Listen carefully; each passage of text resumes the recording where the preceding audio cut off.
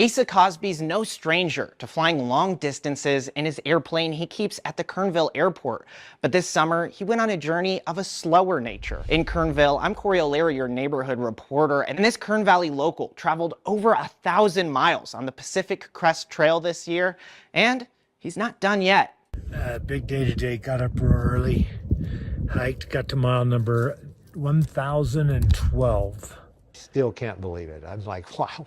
I walked 1,000 miles. Weldon resident Asa Cosby is reflecting about the distance he's hiked this year on the Pacific Crest Trail. Cosby's been charting his progress on his YouTube channel 65 and Alive. My mother is a real inspiration, really. My mom was always, you never want to let a dream go. Cosby's original goal was simpler: summit Mount Whitney. I climbed Mount Whitney when I was 15 as a Boy Scout on my 15th birthday. I'm going to do it at 65, 50 years later. He looked into getting a permit for the hike. Most people got to come up out of Lone Pine to Whitney Portal Trail, but that's a lotto. You can't just go hike it.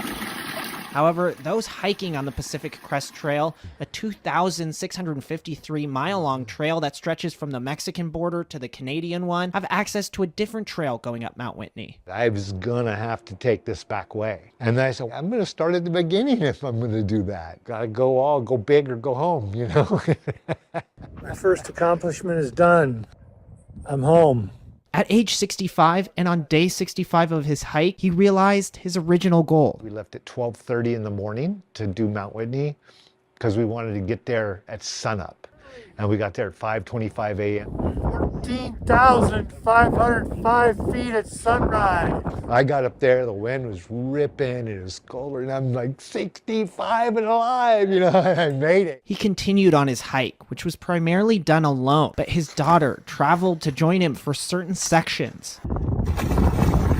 It's amazing having her with me, and you could see it in the videos if you watch the ones when she's involved. The trail is so much happier.